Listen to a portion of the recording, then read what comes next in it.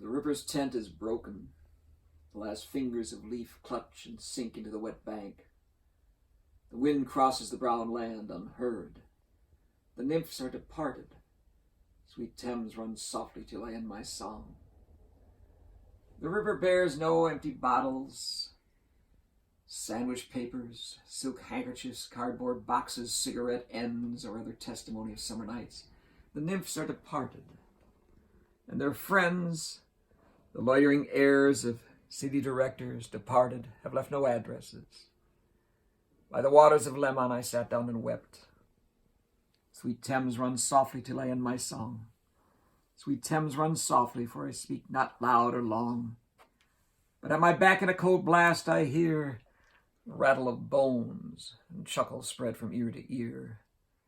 A rat crept softly through the vegetation, dragging its slimy belly on the bank, while I was fishing on the dull canal on a winter evening, round behind the gas house, musing upon the king my brother's wreck, and on the king my father's death before him.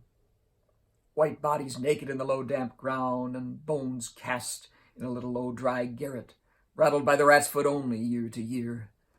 But at my back, from time to time, I hear the sound of horns and motors that shall bring Sweeney to Mrs. Porter in the spring. Oh, the moon shone bright on Mrs. Porter, and on her daughter they washed their feet in soda water. Et oh, ces voix d'enfants chantant dans la cupola. Twit, twit, twit, jug, jug, jug, jug, jug, jug, so rudely forced to rue.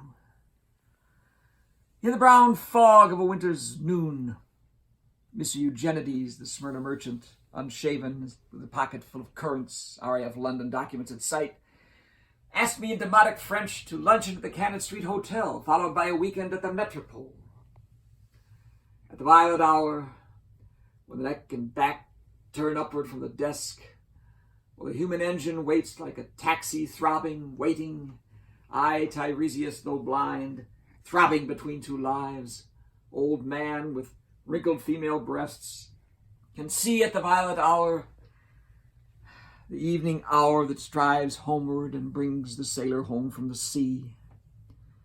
The typist home at tea time, clears her breakfast, lights her fire, and lays out food in tins. Out of the window, perilously spread her drying combinations, touched by the sun's last rays. On the divan are piled, at night her bed, stockings, slippers, camisoles, and stays. I, Tiresias, old man with wrinkled dugs, perceived the scene and foretold the rest. I, too, awaited the expected guest. He, the young man carbuncular, arrives, a small home agent's clerk with one bold stare, one of the low on whom assurance sits like a silk hat on a Bradford millionaire. The time is now propitious, as he guesses. The meal is ended. She is bored and tired. Endeavors to engage her in caresses, which still are unreproved, if undesired. Flushed and decided, he assaults at once. Exploring hands encounter no defense. His vanity requires no response, but makes a welcome of indifference. I, Tiresias, have foresuffered all, and acted on this same divan or bed. I, who have sat at thieves below the wall, and walked among the lowest of the dead. Bestows one final patronizing kiss, then gropes his way, finding the stairs unlit. She turns and looks a moment in the glass, hardly aware of her departed lover. Her brain allows one half-formed thought to pass. Well, now that's done, I'm glad it's over. When lovely woman stoops to folly and paces about her room again alone, she smooths her hair with automatic hand and puts a record on the gramophone. This music crept by me upon the waters and along the Strand up Queen Victoria Street. Oh, city, city, I can sometimes hear beside the public bar on Lower Thames Street the pleasant whining of a mandolin and the clatter and a chatter from within, where fishmen lounge at noon, where the walls of Magnus Martyr hold inexplicable splendor of Ionian white and gold. The river sweats oil and tar, barges drift with the turning tide. Red sails wide to leeward swing on the heavy spar.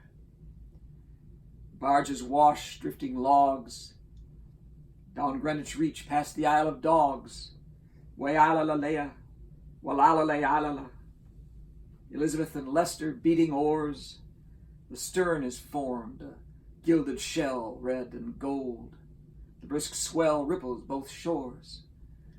Southwest wind carries downstream the peal of bells, white towers. Way-ala-la-lea, walla-la-lea-ala-la.